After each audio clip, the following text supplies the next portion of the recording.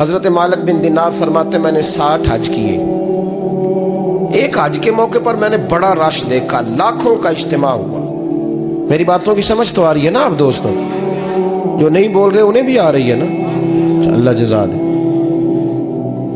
کہتے ہیں لاکھوں کا مجمع تھا تو میرے دل میں خیال آیا, میں نے کہا اے اللہ, اتنے لوگ آئے ہیں, ان کا حج قبول بھی ہوا ہے کہ نہیں؟ فرماتے ہیں میں سوچ رہا تھا تو رات کو نا خواب میں نے کسی کہنے والے کو کہتے ہوئے سنا کہ سب کا قبول ہو گیا ہے. بلخ کا رہنے والا محمد بن ہارون بلخی ہے, اس کا حج قبول نہیں. فرماتے ہیں شہروں کے علیحدہ علیحدہ خیمے لگتے تھے. اب بھی آپ حج کرنے جائیں تو پاکستانیوں کی رہائشیں علیحدہ ہوتی ہیں, انڈین کی علیحدہ, بنگلہ دیش کے علیحدہ, مصری, یمنی, سب لوگ علیحدہ علیحدہ رہائشیں ہوتی ہیں, جھنڈے لگے ہوتے ہیں ملکوں کے. کہتے ہیں میں نے سویرے اٹھ کے ڈھونڈنا شروع کر دیا. ڈھونڈتا ہوں وہ بندہ ملے. کہتے ہیں جہاں بلخ شہر کے لوگ رہتے تھے وہاں چلا گیا تو میں نے لوگوں سے پوچھا تم میں محمد بن ہارون بلخی کون ہے؟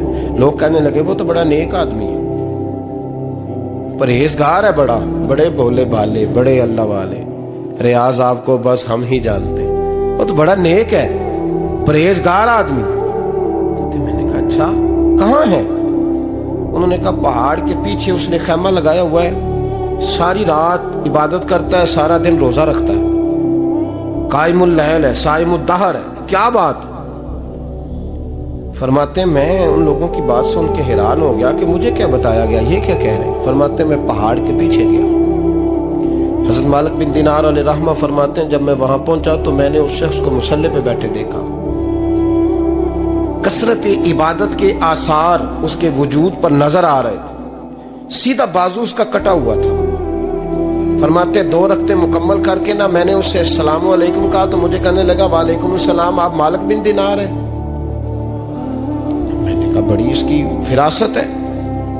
فرماتے پھر اس نے ٹھنڈی سانس لی, کہنے لگا آپ کو خواب آئی ہوگی کہ میرا حج قبول نہیں.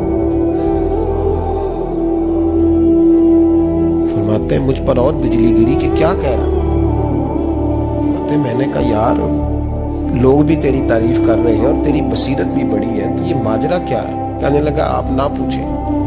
یہ کہہ کے اس نے رونا شروع کیا, دیر تک روتا رہا. میں نے کہا نہیں یار تو بتا. کہنے لگا نہیں آپ نہ پوچھیں, آپ ناراض ہوں گے. میں نے کہا میں نہیں ہوتا, تو بولنا.